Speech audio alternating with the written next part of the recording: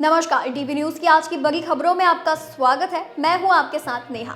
आज हम इस बुलेटिन में बात करेंगे सांसद शशि थरूर की नाराजगी की, दिल्ली के नए विधानसभा के स्पीकर की, देखेंगे महिला सीएम से पूर्व महिला सीएम का मुकाबला, बात करेंगे उस गांव की जहां 75 सालों में पहली बार हुई वोटिंग, जानेंगे क्यों ललित मोदी को भारत लाना हुआ और मुश्किल, और आखिर में जानेंगे चैंपियंस ट्रॉफी 2025 में दूसरे देश के नागरिकों को आईएस आतंकियों से क्यों है खतरा। लेकिन इन सभी खबरों से पहले एक नजर आज की हेडलाइंस पर। अमेरिका से डिपोर्ट हुए इंडियंस के केस में हुआ पहला एक्शन, अमृतसर में 40 ट्रैवल एजेंट्स के लाइसेंस किए गए रद्द। वाराणसी के काशी विश्वनाथ मंदिर में 25 से 27 फरवरी तक वीआईपी दर्शन पर रहेगी रोक, महाशिवरात्रि के दिन नहीं बंद होंगे कपाट, श्रद्धालुओं की भीड़ के लिए प्रशासन ने बनाया प्लान। इंदिरा गांधी अंतरराष्ट्रीय हवाई अड्डे पर ड्रग रैकेट का भंडाफोड़, 11 करोड़ के नशीले पदार्थ के साथ एक महिला को भी किया गया गिरफ्तार। वहीं हिमाचल प्रदेश के मंडी में महसूस किए गए भूकंप के झटके, रिक्टर स्केल पर 3.7 मापी गई तीव्रता। आज 3 राज्यों में करेंगे पीएम मोदी दौरा, मध्य प्रदेश के बाद बिहार और असम जाएंगे, वहीं भागलपुर से जारी करेंगे किसान निधि की 19वीं किश्त। अपनी ही सरकार में घिरने लगे शिंदे, एमएसपी आधारित खरीद में अनियमितताओं पर एक्शन मोड में दिखे फडणवीस सरकार। गुजरात की बडोदरा पुलिस ने सावली के पास एक झोपड़ी में चल रहे ड्रग्स के कारोबार का किया पर्दाफाश। सीएम रेखा गुप्ता के दफ्तर से अंबेडकर भगत सिंह की तस्वीर हटाने पर भड़की आम आदमी पार्टी, सदन में किया जमकर हंगामा। बॉलीवुड एक्टर अक्षय कुमार ने प्रयागराज पहुंचकर संगम में लगाई डुबकी, महाकुंभ की शानदार व्यवस्था देख मुख्यमंत्री योगी सरकार की तारीफ। वहीं राजस्थान में जारी है बवाल, विधानसभा के बाहर कांग्रेस कार्यकर्ताओं का प्रदर्शन जारी, की गई पानी की बौछार। तेलंगाना में सुरंग का एक हिस्सा ढहने से भीतर फंसे मजदूरों के बचने की संभावना बेहद कम, सुरंग में 11 किलोमीटर तक भरा पानी। वही ये तो थी आज की हेडलाइंस। अब चलिए बात करेंगे आज की बड़ी खबरों की।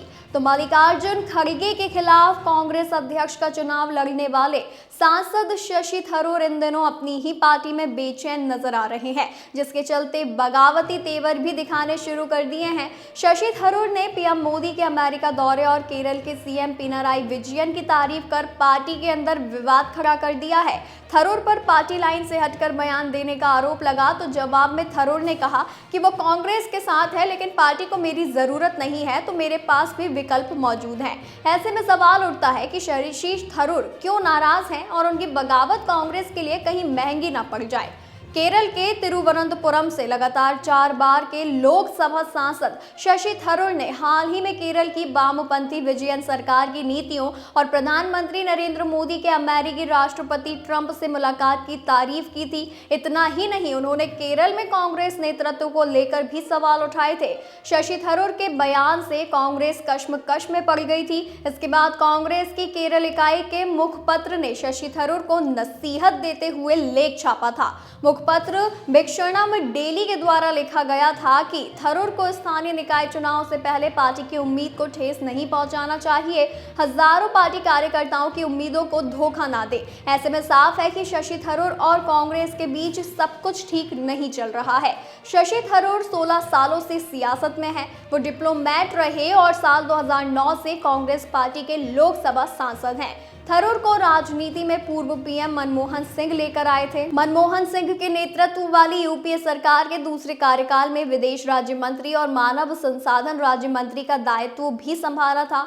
मनमोहन सिंह सरकार में शशि थरूर की अपनी सियासी अहमियत होती थी।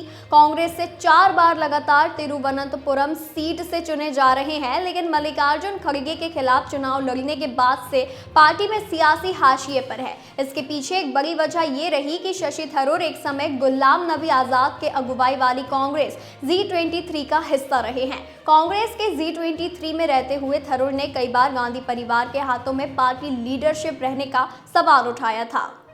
दिल्ली में सीएम रेखा गुप्ता की सरकार बनने के बाद पहला विधानसभा सत्र जारी है। इस सत्र में नई विधानसभा के स्पीकर के लिए चुनाव किया गया। बीजेपी के विजेंद्र गुप्ता को विधानसभा अध्यक्ष चुना गया है। उनके नाम का प्रस्ताव सीएम रेखा गुप्ता ने रखा। स्पीकर विजेंद्र गुप्ता को नेता प्रतिपक्ष आतिशी ने हाथ मिलाकर बधाई दी। हालांकि इसके बाद हंगामा भी देखने को मिला। जी हां, बता दें कि आतिशी ने सीएम कार्यालय से भीमराव अंबेडकर और भगत सिंह की फोटो हटाने का मुद्दा सदन में उठाया। इस पर स्पीकर ने कहा कि शिष्टाचार संबोधन था, राजनीतिक मंच नहीं बनाना चाहिए था। मैं कड़े शब्दों में आतिशी के व्यवहार की निंदा करता हूं। विपक्ष के गैर जिम्मेदार रवैये को बर्दाश्त नहीं किया जाएगा। नियम कानून उल्लंघन करने पर इसे बर्दाश्त नहीं किया जाएगा। दिल्ली के स्वास्थ्य मंत्री डॉक्टर पंकज सिंह ने कहा कि जानकारी दी गई थी कि विधानसभा में सभी विधायकों के शपथ ग्रहण का कार्यक्रम पूरा हो गया। दोपहर 2 बजे स्पीकर का चुनाव होना है, जिसके कुछ समय बाद ही दोनों के नाम का ऐलान हो गया। 61 वर्षीय विजेंद्र गुप्ता रोहिणा से बीजेपी विधायक हैं। बता दें, उन्होंने छात्र राजनीति से अपने राजनीतिक करियर की शुरुआत की और दिल्ली यूनिवर्सिटी के उपाध्यक्ष भी रहे। पहले नगर निगम पार्षद और फिर विधानसभा में नेता प्रतिपक्ष का सफर विजेंद्र गुप्ता ने तय किया है। बता दें कि दिल्ली की सियासत पूरी तरह से महिलाओं के इर्द गिर्द सिमट गई है। दिल्ली में 27 साल के बाद लौटी बीजेपी ने रेखा गुप्ता को सत्ता की बागडोर सौंपी है। बीजेपी ने महिला सीएम बनाया तो आम आदमी पार्टी ने भी महिला दाव चलते हुए विधानसभा में नेता प्रतिपक्ष के लिए आतिशी को चुना है। आम आदमी पार्टी के विधायक दल की बैठक में आतिशी के नाम पर मोहर लगी है। इस तरह से दिल्ली के सियासी इतिहास में पहली बार ऐसा संयोग बना है जब विधानसभा में एक साथ नेता सदन और नेता विपक्ष दोनों ही पद पर महिला होंगी। बता दें, दिल्ली की 8वीं विधानसभा में 2 महिलाएं अपनी अपनी पार्टी की अगुवाई करेंगी। सीएम रेखा गुप्ता सत्ता पक्ष का नेतृत्व करेंगी तो आम आदमी पार्टी की विधायक दल की नेता आतिशी विपक्ष की भूमिका में होंगी। रेखा गुप्ता बीजेपी में लगभग 3 दशकों से सक्रिय रही हैं और दिल्ली की सियासत को भली भांति समझती हैं। दिल्ली विश्वविद्यालय की छात्र राजनीति से एमसीडी में पार्षद और दिल्ली की सीएम तक का सफर तय किया है, जिसके चलते रेखा गुप्ता जमीनी राजनीति को बखूबी समझती हैं। विधानसभा में नेता प्रतिपक्ष के लिए चुनी गई आतिशी दूसरी बार कालकाजी सीट से विधायक चुनी गई हैं, लेकिन आम आदमी पार्टी के संयोजक अरविंद केजरीवाल ने सितंबर 2024 में ही अपनी सियासी विरासत उन्हें सौंप दी थी। सीएम रहते हुए आतिशी ने अपनी सियासी पहचान बनाने में सफल रही हैं, लेकिन 5 महीने में उनका रोल बदल गया। आम आदमी पार्टी ने अब उन्हें नेता प्रतिपक्ष बनाकर रेखा सरकार को घेरने की रणनीति बनाई है। दिल्ली विधानसभा सत्ता पक्ष और विपक्ष दोनों ही पार्टियों ने महिला हाथों में नेतृत्व सौंपकर महिला सशक्तिकरण का संदेश दे दिया है, लेकिन विधानसभा में मुद्दा भी महिलाओं से जुड़ा होगा, जिस पर दोनों के बीच शत मात का खेल होगा। बीजेपी ने रेखा गुप्ता के रूप में महिला सीएम दिल्ली में बनाया तो मानो जाने लगा कि आम आदमी पार्टी के लिए बीजेपी को घेरना आसान नहीं होगा। ऐसे में अरविंद केजरीवाल ने भी महिला सीएम के सामने नेता प्रतिपक्ष एक महिला को बनाकर सियासी तौर पर बड़ा मास्टर स्ट्रोक चला है। इस तरह विधानसभा के अंदर मुकाबला काफी घमासान होने वाला है। रेखा गुप्ता पहली बार विधायक बनी है, इसीलिए उन्हें सरकारी कामकाज सीखने और संभालने में थोड़ा वक्त लग सकता है। छत्तीसगढ़ के एक नक्सल प्रभावित गांव में 75 सालों तक लोगों ने किसी भी तरह के चुनाव में वोट नहीं किया। क्या आज़ादी के इतने सालों के बाद भी इस तरह के गांव की कल्पना की जा सकती है? शायद नहीं, लेकिन छत्तीसगढ़ के एक गांव के रहने वाले लोगों ने आज़ादी के बाद पहली बार वोटिंग में भाग लिया है। इस गाँव का नाम केरला पेंडा है। भारतीय लोकतंत्र में इस गाँव के लोगों का चुनाव में मतदान करना एक बड़ी घटना है। दरअसल यहाँ पर पंचायत चुनाव चल रहा है और इस चुनाव में गाँव के लोगों ने पहली बार मतदान किया है। आपको बता दें कि रिपोर्ट के मुताबिक ये गांव छत्तीसगढ़ का सुकमा जिला है। यहाँ पंचायत चुनाव के तीसरे चरण के दौरान सुरक्षा बलों की कड़ी सुरक्षा के बीच गांव के लोग वोट डालने के लिए लाइन में आकर खड़े हुए। गांव से सामने आई तस्वीरों में पुरुष और महिलाएं दोनों ने ही कड़ी सुरक्षा के बीच शांतिपूर्ण तरीके से अपने हिस्से का वोट डालने के लिए अपनी बारी का इंतजार करने के लिए लाइन में दिखाई दिए। नक्सली घटनाओं से प्रभावित इस गांव के लोगों ने इसके पहले कभी किसी भी चुनाव में वोट नहीं किया था।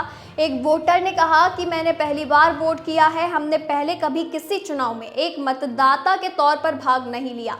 गांव के ही रहने वाले एक दूसरे शख्स ने बताया कि केरला पेंडा गांव के लोगों ने भी पहली बार नेताओं के सामने चिंता जाहिर की और जिम्मेदार नागरिक की तरह पास के गांव के लोग भी वोट डालने के लिए पहुंचे। इसको लेकर बातचीत भी की। गांव के लोगों ने अपने नेता से रोजगार के मौके देने पर बातचीत की।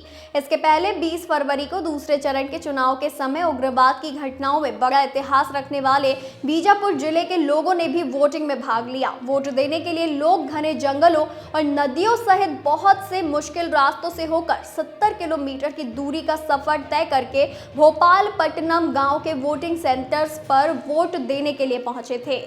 भारत से भागकर गए ललित मोदी ने विदेशी नागरिकता हासिल कर ली है। ललित मोदी 12 साल से भारत से फरार है और अब उन्होंने प्रशांत महासागर के एक छोटे से देश वनुआतू की नागरिकता हासिल कर ली है। अब ललित मोदी के प्रत्यर्पण के लिए मुश्किलें बढ़ सकती है। कुल मिलाकर अब ललित मोदी को भारत लाना और मुश्किल हो जाएगा, क्योंकि वो अब भारत का नहीं वनुआतू का नागरिक हो चुका है। वनुआतू से ये पासपोर्ट 30 दिसंबर 2024 को जारी किया गया।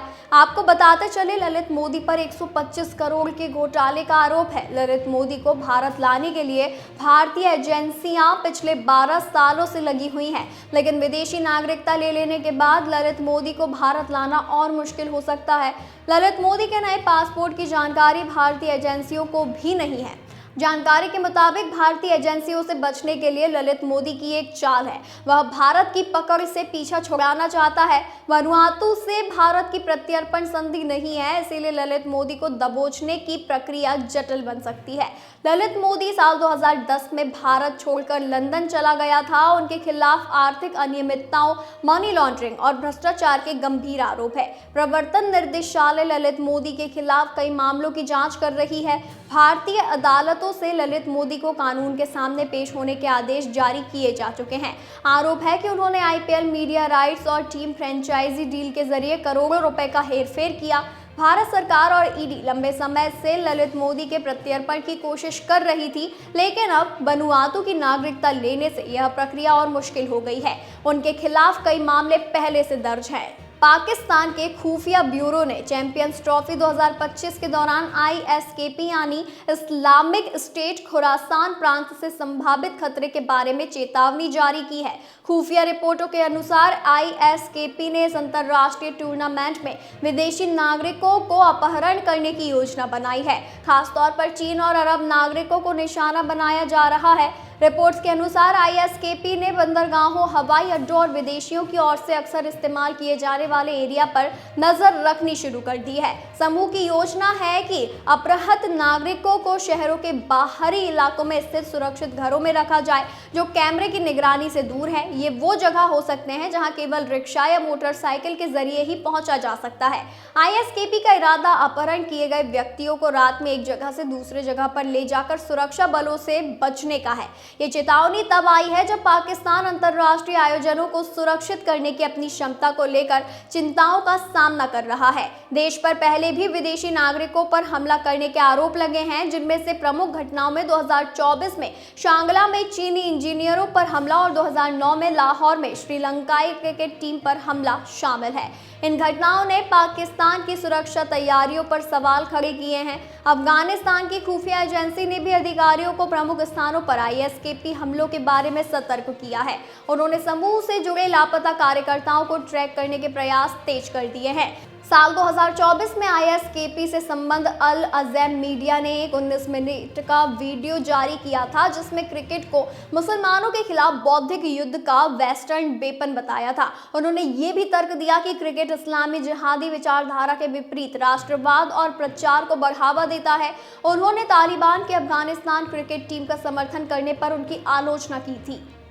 वही ये तो थी आज की हमारी कुछ खास और बड़ी खबरें। ऐसी ही जानकारी के लिए बने रहिए टीवी न्यूज़ के साथ।